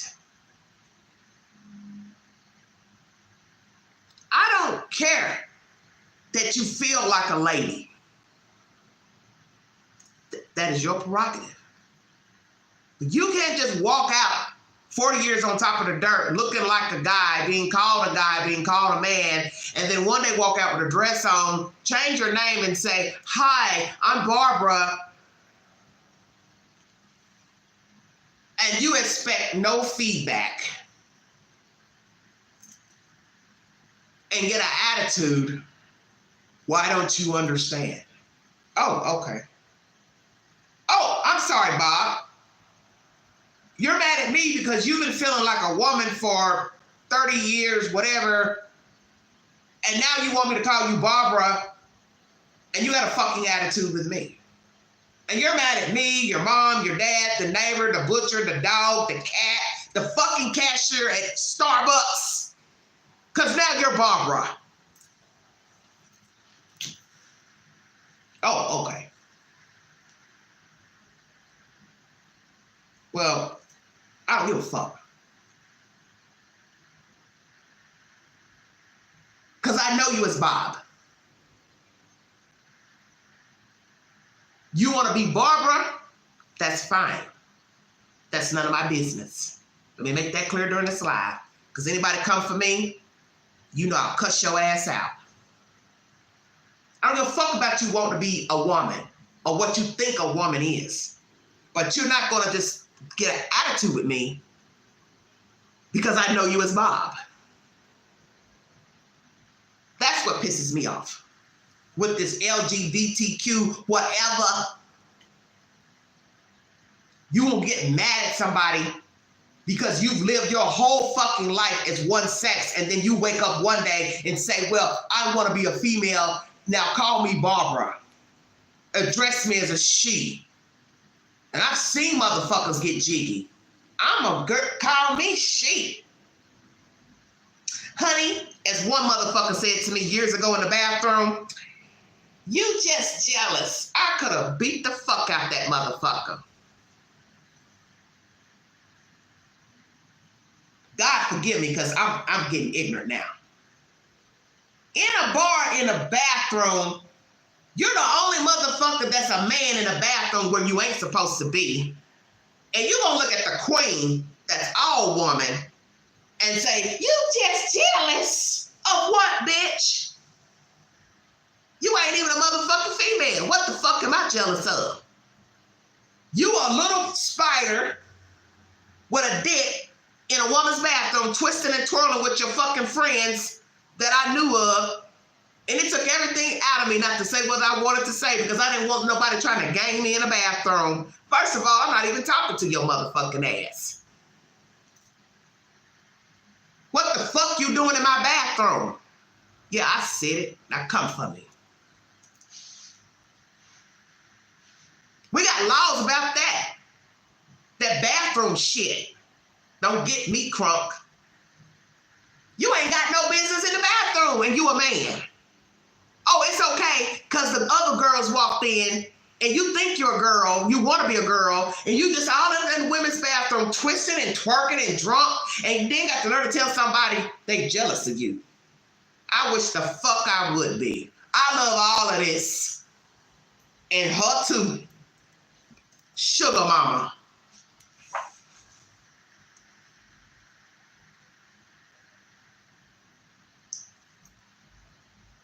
Thin in hair, all my teeth, boom booms, sugar mama, she's all mine. And I love her with a passion.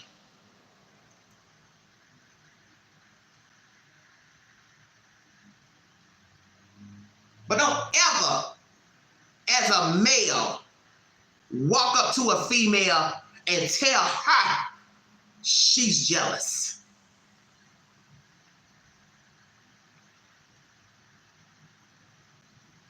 What would I have to be jealous of? I don't even know you from a can of paint. I haven't said anything out of the way to you. You're mad because I wasn't acknowledging you in the ladies' restroom. That's what the problem was. Queen didn't acknowledge your dusty black ass. Oh, you're so cute. Go, girl.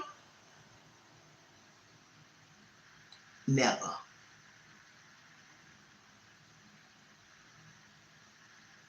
And if I see your little dusty black ass tomorrow, I turn my head like the fucking exorcist and keep it moving.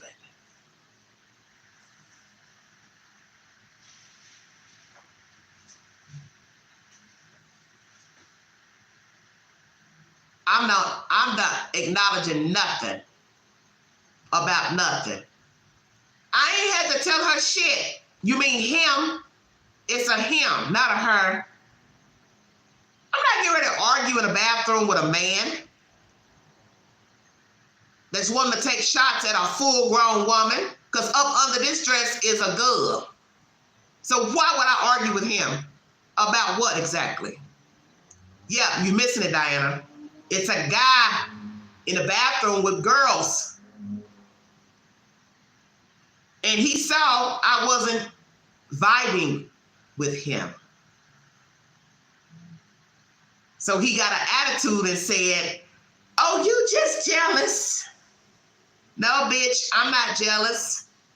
I want to know what the fuck you doing in this bathroom. That's what the fuck I sure did. Because you not cute. You a man twirling in the bathroom with a bunch of women and you had no business in the women's restroom. That's my point.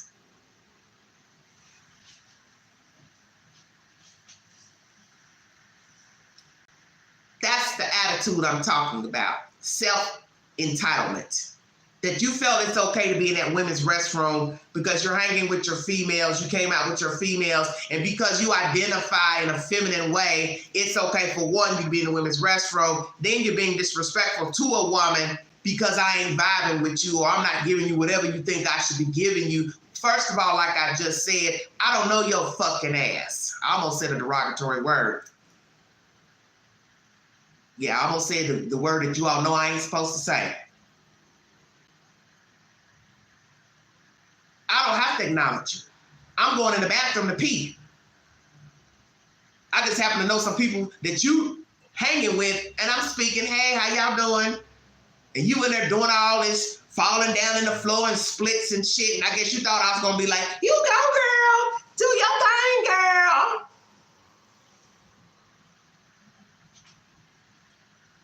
I wasn't gonna do that. Because like I said, I went in the bathroom to urinate and then wash my hands, print my hair, lipstick. I'm out of there. I ain't going in the bathroom to make fucking friends. And sure ain't going in there to make friends with a man pretending to be a woman. And you look like a dude. You in there with short, shaved hair, probably some girl pants on, but you still look like a dude. A dude with eyelashes, with short fucking fade. The fuck?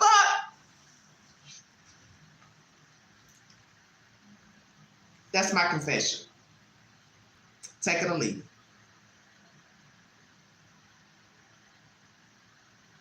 As I said before, I don't care about how a person wants to live. I don't care about same-sex relationships. You want to mess around with a female, a male, whatever you want to do is your business. But I do not feel like children need to be taking hormone therapy, and I do not believe children should be getting reassignment surgery. So I agree with the great state of Tennessee. That's how I feel. Take it or leave it.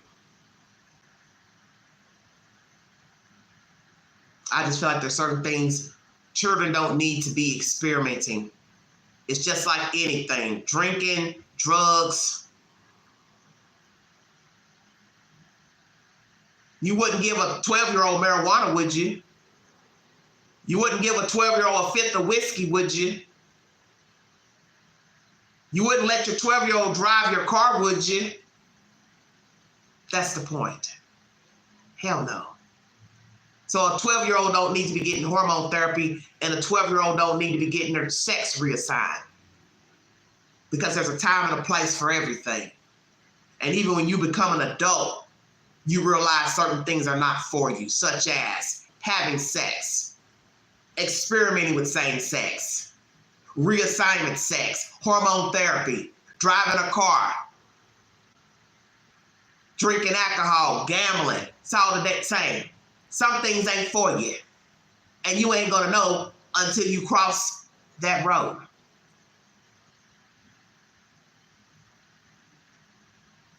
That's my commentary, everybody. 4-part live tonight pertaining to Tennessee laws that are on the books. We can continue this discussion at a later date. Maybe I'll come back on and talk about reassignment sex and hormone therapy.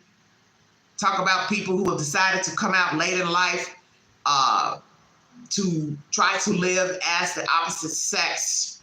A lot of people have, they've dated the same sex, but they didn't live like a man. A woman didn't live like a man didn't live like a woman. You entitled to live how you see fit. I don't care about that.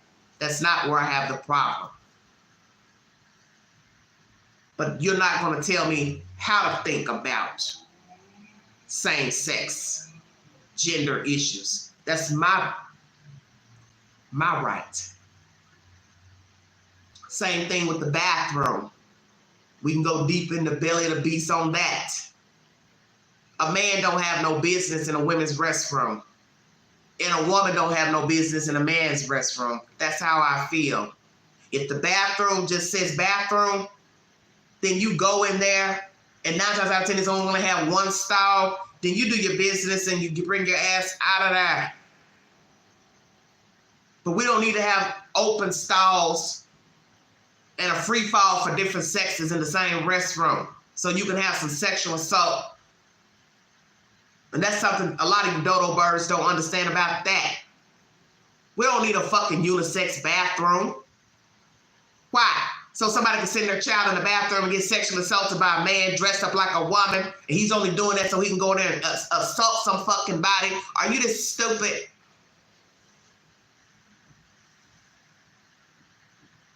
It amazes me how people think, because we're more accepting of, as I said, people being their true selves. But let's think about that for just a second, and then I'm going to check out of here. How is your true self trying to be an opposite sex? I want everyone to think about that. Whether you started having feelings at 5, 6, it's not your true self. Because you as a woman can never be a full man. And a man could never be a full woman.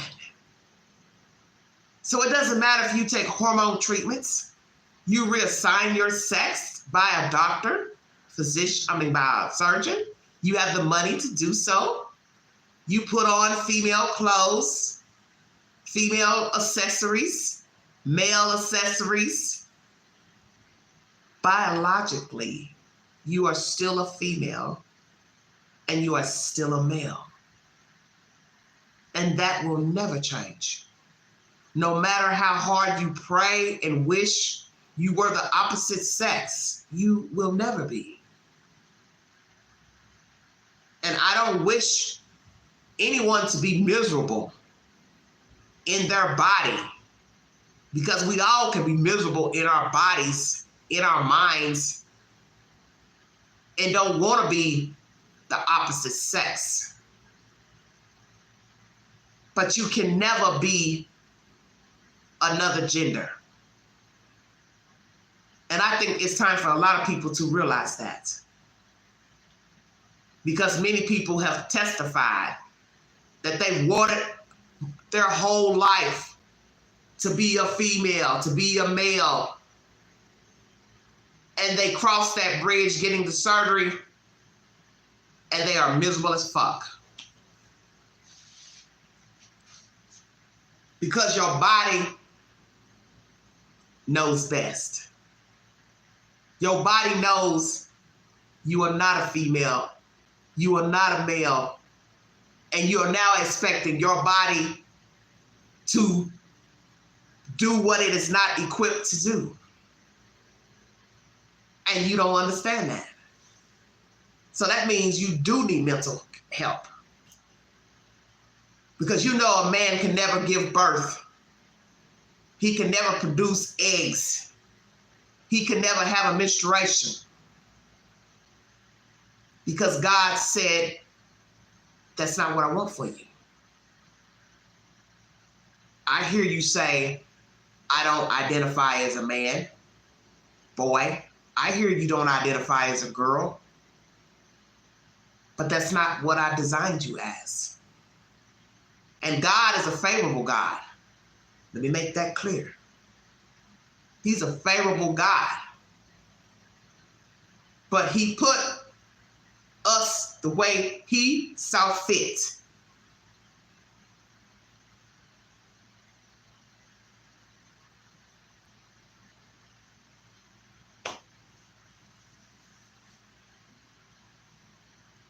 It is what it is.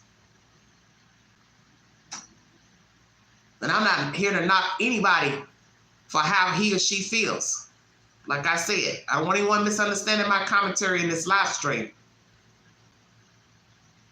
But you can't make it yourself be what you are not. And you can't get mad at people because you want to wake up one day and call yourself Bob or Barbara when they've known you as somebody else. Now you got an attitude. That shit ain't right. And it ain't right to be messing with children. Yes, he is great. Amen. I want to be a woman. I am a woman. I thank God I don't desire to be a male, because I know that would be a miserable place to be. And I empathize with you if that's how you feel. You feel like you were born to be a man, but you're a female, vice versa. I don't want to be in your shoes. I wouldn't wish that on anybody. All I'm saying is, you want respect, you have to also be respectful. You can't get what you ain't getting. You can't lash out at people and get mad if they don't understand what you're feeling, where you're coming from, and the things that you're desiring that's really not accessible or possibly good for you. Because as I said, your mind will tell you anything. Hey, you need to take the hormone treatment. Hey, you need to break your neck to get this money to get reassigned. But you don't have any idea what that entails until you cross that bridge. And many people have had surgeries and it has not favored them because you're going into the belly of the beast and trying to reconfigure what your body wasn't designed to be. So common sense should tell you that anyway. Why would you think your body is going to be receptacle to cutting it and trying to remove things? You know, you're not going in and remove a lump, something that's cancerous, a tumor. That's different. You're going in and redoing your wee-wee. And I want everybody in this chat, when you get some free time, I want you to go into the YouTube search engine and look up the video or videos for reassignment sex. And you come back and talk to me under the post on my channel. And you tell me what you think about the reassignment sex. It ain't nothing like what you think. It is the most disgusting and vile piece of surgery ever done.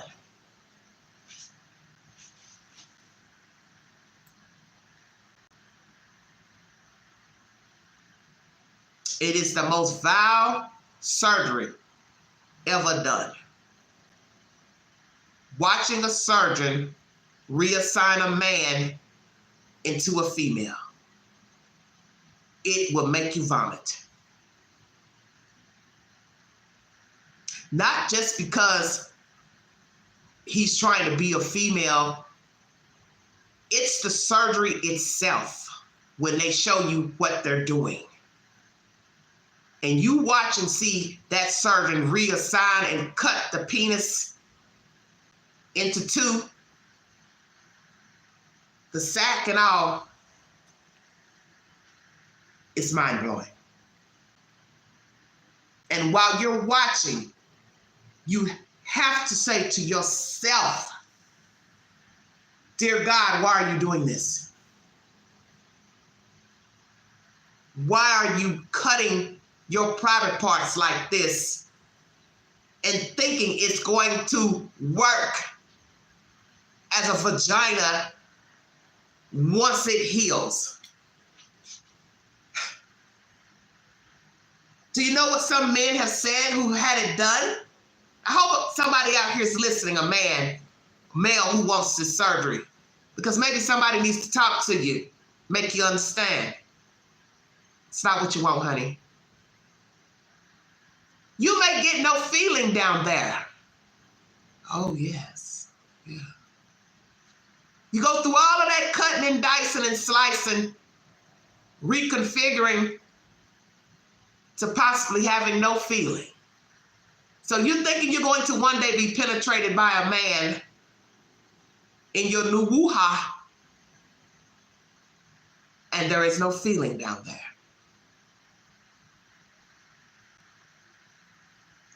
So maybe you need to talk to people who've had it done and it did not go well. And that's the gamble you're going to take to be reassigned as a female. Having no feeling down there in your new vajayjay. The painful incisions made, the healing time. So you go through all of that, being cut, praying you don't bleed out, praying there won't be any complications, praying you don't get infected, praying it heals properly, to only get no fucking feeling.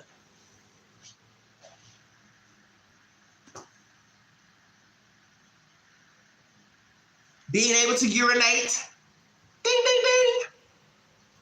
Oh, you forgot about that.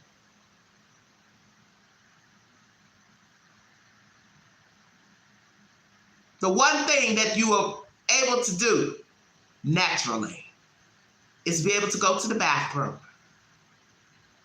Now you can't.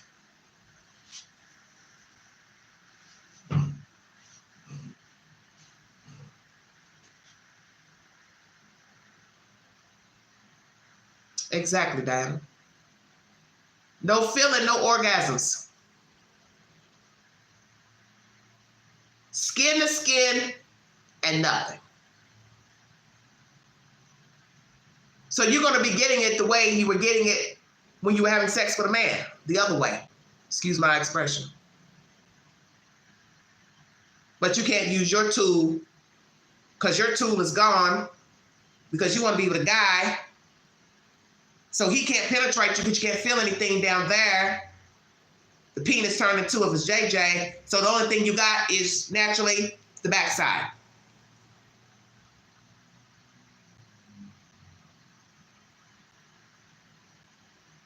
Well, what is going to make you pissed off is finding out the vajayjay was a penis.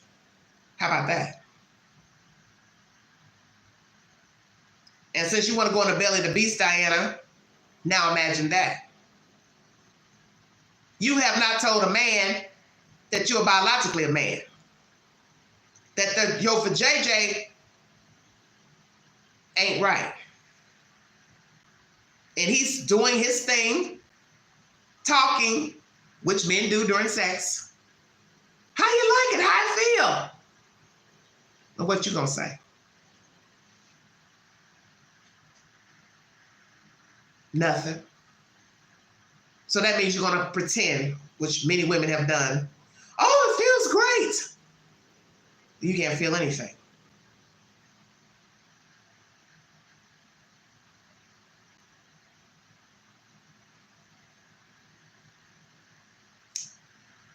Might want to reconsider that. I want to thank you all so much for joining the Queen. Did not mean to get descriptive, but we went into the belly of the beast because many people don't assess things when they're having desires. And that's the whole point. That everything is about perception. That what you think is good ain't. What you think is bad ain't. You don't know anything until you cross that road. And I agree with the Tennessee legislation to not interfere with a child's upbringing. Let them think how they want as a boy or a girl, want to be the opposite sex. That's you're entitled to your thoughts, but let's not mess with the hormones in the body. When the children become grown, then he or she can venture out and take hormone treatment. And if they want to have reassignment surgery, they pay their own damn money to have it done. And they learn the pros and the cons of trying to switch sexes, but not before 18. Drag shows was mentioned also in this commentary. The state says we don't want anything overt in front of children. And I agree. And it doesn't matter if it's a drag show or a non-drag show. Nobody needs to be exhibiting any type of sexual behavior, overt behavior in front of a kid. And I feel the same way. Let a child be a child. Doesn't matter what a child thinks, what a child feels. Just because you feel something don't mean it's right. We're grown and we're learning this. Hey, what feels good ain't always good for you. Hello. What looks good ain't always good for you. Hell, you can't eat a whole gallon of ice cream, can you? It's probably gonna be some repercussions. Can't keep smoking dope. It's gonna be some repercussions. Can't go out here and gamble your whole paycheck. It's gonna be some repercussions. Can't go out here sleeping with everybody. It's gonna be some repercussions. Can't go out here and get your woo-woo cut on and think it ain't gonna be no repercussions because you wanna be a woman. Same thing with a female. We didn't even touch on that because there ain't no need of even going there. You can't make no vagina into a penis. Hell no. Where are you gonna get enough skin to make testicles and a whole penis?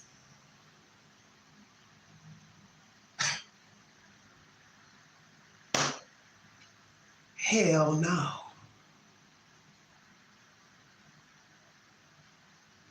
you'd like to donate to this great network, $BeganG129 Cash App, stickers and chats are always welcome during the live stream. Yes, Diana, some are. And that might be a subject we touch on at a later date when it's the midnight hour. I'll go live when it's late night and talk about that type of talk. Because that's something I've noticed with a lot of homosexual men. They are very overt. Tongue, actions, touchy-feely, and as I just said, expect you to be accepting of the behavior, and it's not acceptable.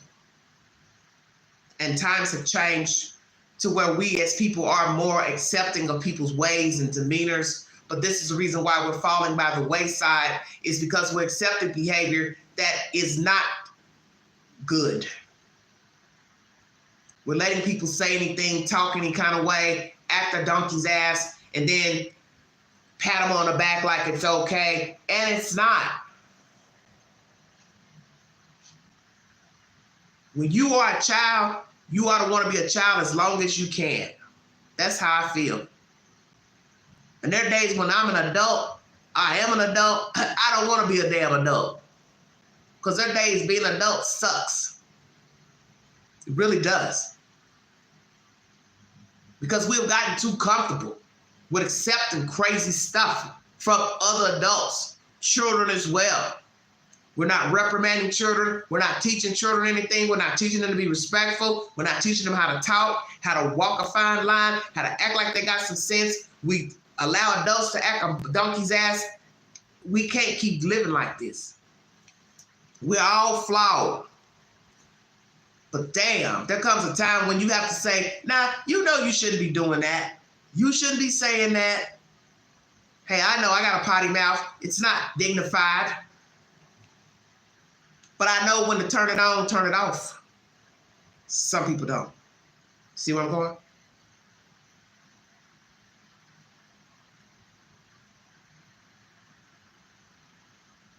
And I've noticed that with a lot of homosexual men. Very overt. Say anything. Just talk about a man. He could be straight. We think he's straight. Could have a woman, a girlfriend. Homosexual man don't care. Oh, I F him, I do him. Oh, I bet he like D-I-C-K. Oh, okay. Wow. Just no respect. And everybody's laughing. You're so funny. Ain't nothing funny about that. What's so funny about a gay man coming on to a straight man and being overt in public with it? Don't even care if he got a woman with him or what. Or he could be by himself. You just gonna come up and touch a straight man? Then somebody knock all your teeth out. You wanna go to the court and sue. Then it's not funny. Exactly.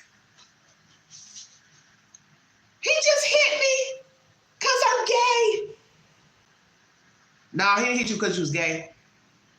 Tell the whole truth. Tell you was coming on to a straight man and you out of line. You was out of character. You should have been in your lane.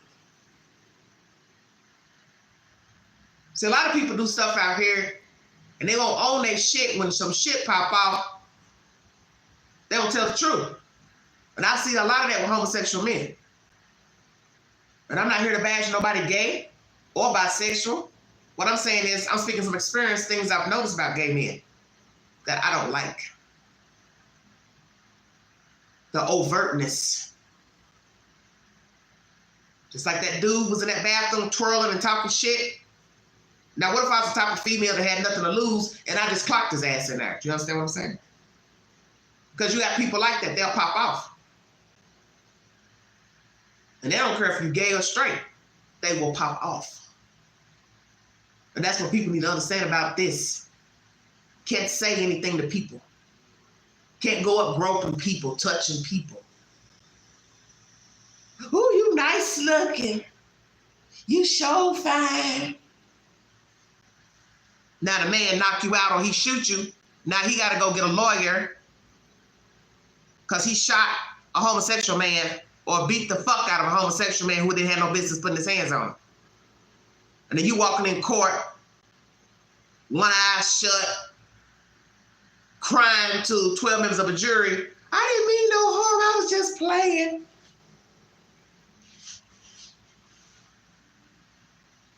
I guess.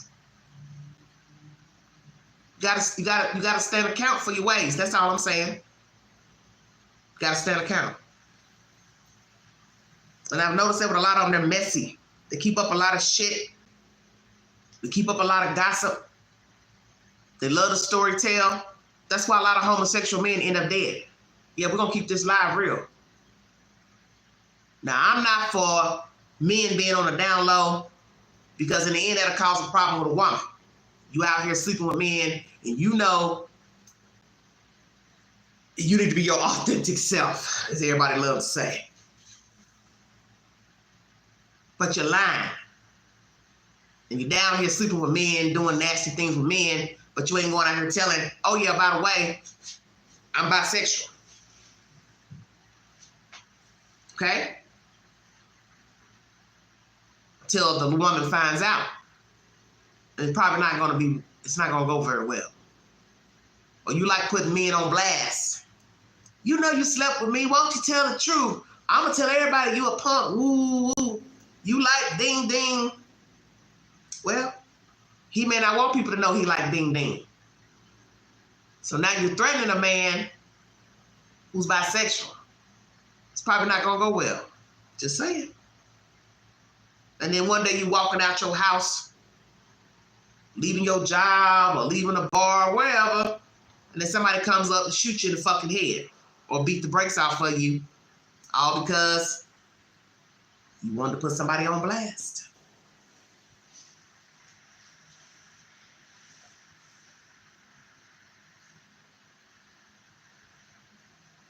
Gotta think. Gotta think first. So I say this to a man living in a closet. You need to think about your partners you choose, what information you're putting out in the universe on social media. Same thing with women. It's all the same. The game's the same. Gotta be careful about outing people, putting their business on blast. Yeah, it's good for the people that's fooling with them to know, especially a woman. She thinks she's got a straight man and she don't. Now she's hearing he's gay, bisexual. Yeah, she should know. She has every right to know. But what you have to remember, you will be the one suffering because you're the one putting the person on blast. And that guy may not want everybody to know he's that way. Now he's coming for you. And anybody else you've been putting on blast. Just saying. That's my commentary, everybody. Thank you for following, Queen. I appreciate it. This is live number 2, 4-part live out of 5-part live pertaining to Tennessee laws. Feel free to go back to the replay. Everything that you have seen will be posted to the community board.